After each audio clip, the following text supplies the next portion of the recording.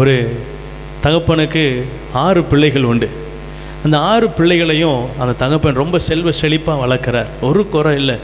எல்லாருக்கும் நல்ல படிப்பு, எல்லாருக்கும் நல்ல கைக்கு செலவு பண்ண காசு, எல்லாவற்றையும் என்ன செய்கிறார், அவர் ரொம்ப அவங்களுக்கு தேவையை நேர்த்தியாக பூர்த்தி செய்து கொண்டு வருகிறார். இந்த தகப்பனுக்கு எப்படியாவது இவரில் வேதத்துக்குள்ளே என்ன செய்யணும், கொண்டு வரணும் அப்படின்னு ஒரு ஆசை.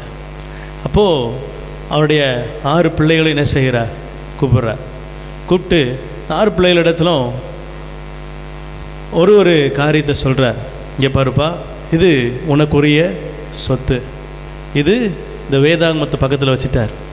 எனக்கு நீ இந்த வேதாகமத்தை எடுக்கணும்னு ஆசை, ஆனால் உனக்கு சொத்து வேணுமா, இந்த வேதாகமம் வேணுமா அப்படின்னு அவர் கேட்குறாராம்.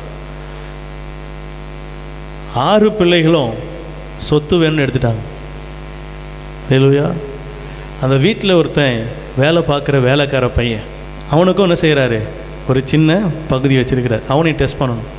இப்போ அந்த பையன்கிட்ட வந்து இந்த மாதிரி உனக்கு ஒரு சின்ன தொகை இருக்குது, இந்த பணத்தை நீ எடுக்கிறியா, இந்த வேதாகமத்தை நீ எடுக்கிறியா, எது உனக்கு வேணும்?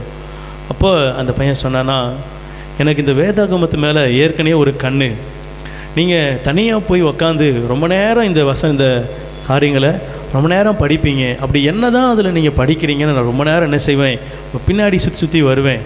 எனக்கு இந்த பணம் வேண்டாம், எனக்கு இந்த வேதாகமம் தான். அல்லேலூயா.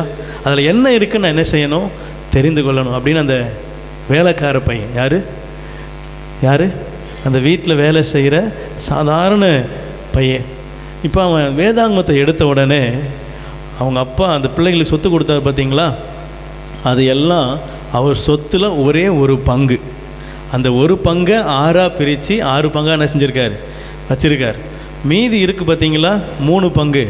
அந்த 3 பங்குடைய பத்திரமும் அந்த பைபிளில் தான் என்ன செய்யுது இருக்குது. அல்லேலூயா.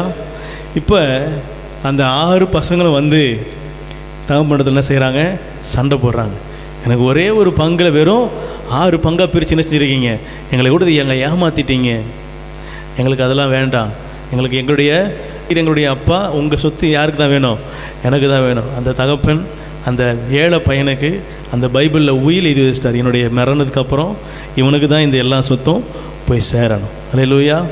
பாருங்கள், நம்முடைய எண்ணம் என்ன, நம்ம ஏதோ பெருசாக அடைய போகிறோம்னு நினச்சி என்ன செய்கிறோம், அதை ஏதோ தவறான ஒன்றை தேர்ந்தெடுக்கணும். ஆனால் ஆண்டவர் அதுக்கு பின்னாடி ஒரு பெரிய ஆசீர்வாதத்தை வச்சுருக்கிறார்.